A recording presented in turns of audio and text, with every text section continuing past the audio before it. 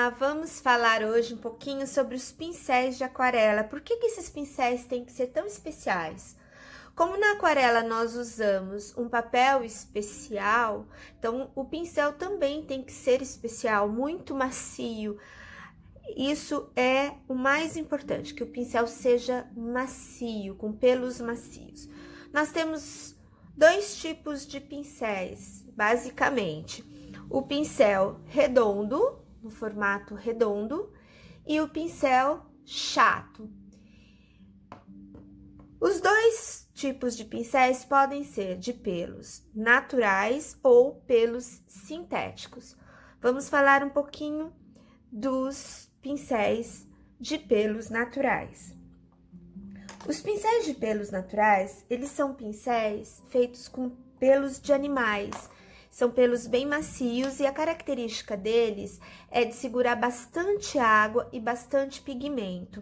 E também a ponta, olha, vai afinando e dá pra gente fazer um trabalho muito legal, conforme vai soltando a tinta. Esse aqui está seco, esse aqui está molhado. Aliás, quando a gente molha o pincel, qualquer tipo de pincel que seja, não pode deixar lá dentro. Esquecer o pincel dentro do pote, porque a gente pode perder por dois motivos.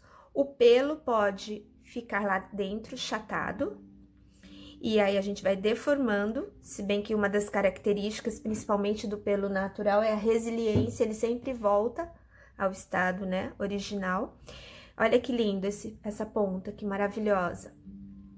Mas aqui na virola, ele também pode acumular água e isso acaba estragando a madeira e a base onde os pelos estão amarrados. Então, nunca deixar o pincel dentro do pote de água e para secar, nunca deixar também levantado, em pé. Deixa ele na horizontal, se possível, aqui assim, ó, vertical, nele pendurado, ou com as cerdas para baixo, ou na horizontal. Vamos falar um pouquinho dos tipos de pincéis. Esses daqui, então, de pelos naturais, esse daqui tem várias marcas, tá? Esse aqui é pelo de esquilo. E esse aqui também, eles são amarradinhos, as pessoas costumam chamá-los popularmente de amarradinho, porque ele é bem barrigudinho aqui, vai afinando a ponta. As marcas que a gente encontra variadas são marcas boas, Winsor Newton, esse daqui é do meu amigo Namura, Marco Namura. Nós temos a Rafael Carandache, pincéis da Vinci, que são maravilhosos, Lau e Cornell. Então, nós temos várias outras marcas também, pincéis da Escoda, pincéis Arches, todos de pelo natural. Hoje em dia, fabrica-se muitos pincéis de pelos sintéticos, que são os outros tipos de pelo que nós podemos encontrar. E são muito bons por conta da tecnologia, eles estão muito bons e podem substituir muito bem os de pelo natural. Esse aqui, da Royal Langnickel, é um pincel que eu gosto muito. Ele tem o mesmo formato desse outro aqui, do amarradinho, porém, eles são de cerdas sintéticas, pelo sintético. É um pincel bem mais barato que o de pelo natural e o custo-benefício dele maravilhoso. Então, a gente ainda está falando de pincéis redondos, né? Mais um aqui de pelo de esquilo. Tem vários tamanhos, a gente acaba trabalhando muito com esses pincéis redondos. Nós temos esse daqui, que é um pincel que eu acabo usando muito também, mas ele é sintético. E dos pincéis sintéticos, eu tenho aqui, por exemplo, esse daqui da marca Lau e Cornell. O pincel, se a gente conservar direitinho, guardar direitinho, não deixar guardar molhado para não estragar, ele dura muito. Esses daqui eu tenho mais de 20 anos. Olha, esse aqui tá com a madeira já até desgastada, mas o pincel é excelente para trabalhar. A Winsor Newton também produz pincéis. Esse daqui meu é sintético, pincel chato, sintético.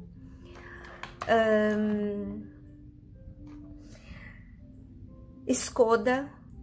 A Escoda tem uma linha muito bacana de pincéis. Esse meu que é um pincel sintético, ele é muito bom para retirar pigmento. Esse aqui é da linha do Fábio Sembranelli. Foi uma linha que levou o nome dele. Nós temos também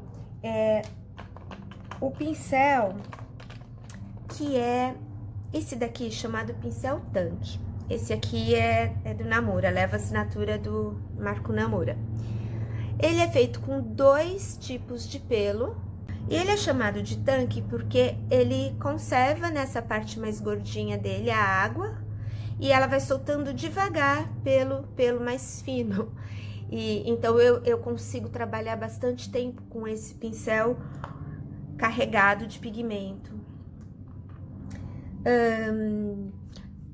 Eu comprei também recentemente esse daqui da Fênix Pincel. Ele é feito com pelo natural alemão. É um pincel muito gostoso de trabalhar e a pontinha dele é filetada, que significa que na ponta ele vai afinando, então fica bem estreitinho. É um pincel muito gostoso de trabalhar também. Dentro de uma série de pincéis, tem esses com formatos especiais, tem esse daqui, que também esse aqui, o meu é do Namura Atelier. Ele é um pincel chato com uma curvatura na lateral.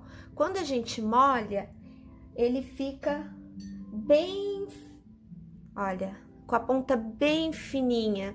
Ele é muito bom para fazer flores e folhas, porém tem que ter uma habilidade grande. Uma coisa muito importante, gente, é mexer com um pincel, fazer vários movimentos, trabalhar com ele em vários sentidos, experimentar o pincel, porque assim você começa a conhecer e identificar aqueles que mais têm a ver com você. Um outro pincel de formato especial muito usado é esse aqui, que é o pincel leque. Ele é muito usado para fazer texturas de matos, folhas, ele fica assim mais riscadinho. Então, para fazer textura, é um pincel bem interessante. Nós temos também o pincel filete. O pincel filete, que alguns chamam, eu chamo de rabo de gato, porque tem pincel língua de gato, que é um pincel chato arredondado na ponta. Esse daqui, ele é bem compridinho e ele dá pra gente fazer um trabalho de linhas, uma coisa mais gestual. Então, ele fininho, ele forma um filete mesmo. Fica um filetezinho e dá pra fazer assim, principalmente trabalhar nos acabamentos. Claro, não deixaria de ter um pincel fino, pequeno, fino, número 0, 00, pra gente poder fazer alguns detalhes de acabamentos, né, que exige um trabalho. Então, nós também temos o pincel hack, que geralmente é feito com pelo de cabra extra suave. Ele tem também vários tamanhos. Esse daqui é da Keramic. Não são caros. Olha que interessante. E é um pincel que dá para fazer aguadas, manchas grandes no trabalho. O tipo de pincel que vai ser usado depende muito da maneira que você vai pintar, do modelo que você vai pintar, o que você gostaria de fazer, como que você gosta de trabalhar.